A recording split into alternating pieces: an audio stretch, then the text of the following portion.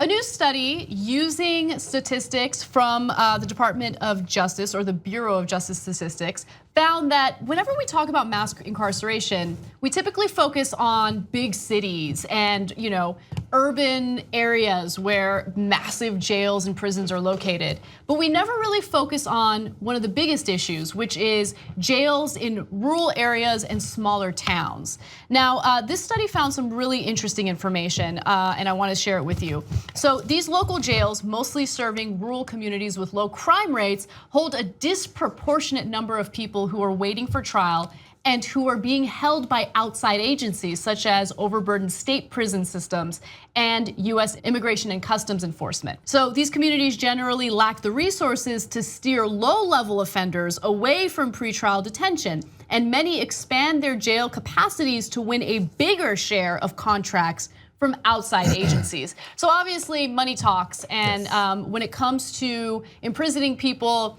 I think that it's clear to a lot of people, both on the right and the left, that there's now an incentive structure. There's a profit motive, and imprisoning more people means more money. And they don't really care about how many lives it destroys. They don't care about the fact that a lot of these individuals are low-level, non-violent offenders. What they care about is the bottom line. And we see it on a larger scale when it comes to for-profit prisons, but we still see it in publicly funded or public jails and prisons as well. So I have more details for you guys. This is it feel like what was revealed to me in this article was something that it happens large enough that it affects things. Because this is one of the things you see in movies, or you just know I don't know how much you guys ever driven across country, but growing up, I mean, I'm one of 5 kids, so there was no flights. If you're going somewhere, we're driving. And also, I've done it with friends too. You've driven across states. And when you drive through small towns, the rule, do you guys know the rule? You drive through a small town? Don't speed. A small town being you're driving through it for 5 to 7 minutes. And it's a part of the interstate. And when the sign says speed limit 40, you do not go 42. They will pull you over and they will ticket you. They will get you, because that's a big source of the revenue. So it's just the degree to which that's now stretched out where you do it with incarceration is what I didn't understand, how much it may affect that. You don't want to do anything wrong in a small town, they're gonna get you. The local sheriff's gonna get you, you can put you in jail. So it's just the way it happens, but I know it's gonna get to that point. It's getting worse. So let's go to graphic 11. I want to give you some actual stats that were found through this study, which, by the way, was done by Vera Institute of Justice and the Safety and Justice Challenge. The numbers show a dramatic increase over the last 25 years in the proportion of people being held in jail while awaiting for trial, those still presumed innocent, but who cannot afford bail or haven't been assigned it. So this NBC News piece on this issue highlighted a few specific examples. And one of the examples that really stood out to me had to do with a woman by the name of Jessica Jonch. And she spent 93 days in a jail in Mississippi on drug charges before she got to see a judge. She's now suing the state over her criminal case, which was dropped after a police video revealed that she was actually innocent, okay? And so, first of all, we're supposed to have the right to a fair and speedy trial. And the fact that she was behind bars for 93 days before she got to see a judge is absolutely ridiculous. And it, of course, is even more ridiculous considering the fact that she was innocent. She lost 93 days of her life behind bars for something that she didn't do. 3 months. 3 months of her life. And think about the ramifications of that. Think about the fact that she probably lost her job, right?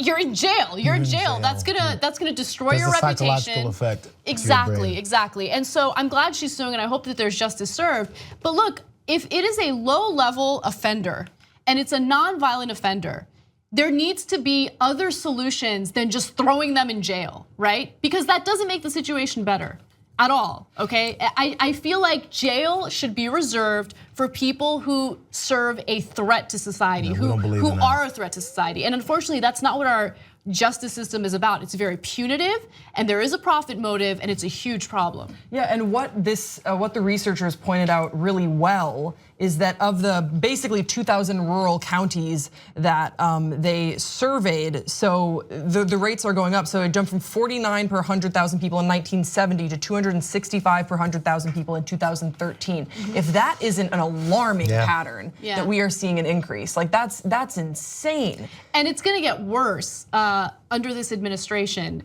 because of the fact that they are, they're very. It's a for-profit administration. It is a for-profit We just were talking about this with education. Why would it be different when it comes to incarceration? I know that this is an issue that you care a lot about, Anna. So I actually had a question for you because in this, they're sort of alluding to some of the bigger contracts out at play for-profit prisons. And I was wondering, have you ever read through a contract and how it's worded? I have actually. Okay. Yeah. What does that look like? So there are a lot of different issues with these contracts, and one of the issues that comes up over and over again is these like capacity clauses, or just the portion of the contract that indicates that the state must provide a certain number of inmates for the institution, and the whole point of that is so they can make their money, right? And the worst thing is that now there's an incentive structure to put nonviolent people behind bars and essentially ruin their lives and ruin their families' lives.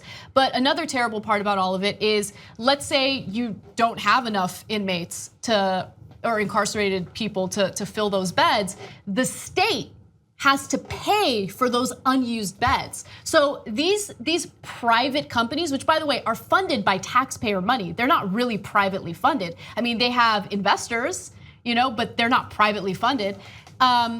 They get their money one way or the other. Either you incentivize imprisoning more nonviolent people, or you get paid anyway, even if the beds are unused. Weird how business works like that. It's the capitalistic society where business, you take a risk and you have to put in work. You have to set up your business correctly that it'll make money. You have a structure where you're gonna be successful. This is an absolute win-win. This is crony capitalism. At the expense of human life. They think they're flying under the radar because they're not operating out of New York City or one more metropolitan areas, and they really have, because we're seeing how this has escalated. For them, this is big business in these rural towns. Yesterday, I was at a Google event about reforming the justice system, and especially doing something about mass incarceration and imprisoning nonviolent drug offenders. And there was a woman who's been behind bars for over 20 years. Her name is Miss Alice, and she lost her job at Federal Express. She was a single mom. She was desperate. And she had never used drugs. She had no interest in drugs. But since she was desperate, she got involved in selling, right? It was her first offense. She gets caught. It was her first offense. She was found guilty of drug conspiracy, and as a result was given a life sentence without the possibility of parole. Life sentence without the possibility of parole. That was her first offense. And I'm bringing her story up right now because that's 20 years of her life gone, right?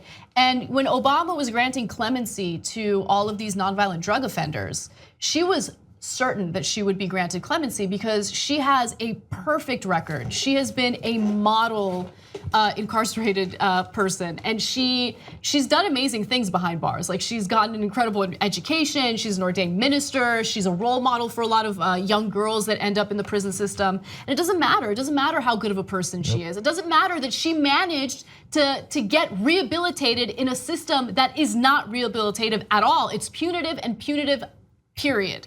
And it's not punitive on accident. Our recidivism rate isn't high on accident. Our recidivism rate is high on purpose. We need it. They need it. They need it. They want to make their money. And it's just sick. So these are things that I just want to put on everyone's radar because it's important to address it. It's important to find solutions for it. I don't want to stretch it too far, but there's the way that our society approaches people in general, and then it has the fear-based thing, and then the law and order president, the law and order attorney general, and then the war on drugs. What pictures come in people's head when they think of this? They don't think of their kid that goes to the suburban school, I'm just saying. So it makes it even easier for them to shove people into the dustpan of a prison for 20 years at a time, because who cares about these people? No one's gonna fight for them. And you were saying she was expecting maybe the clemency. Didn't come, did it? No.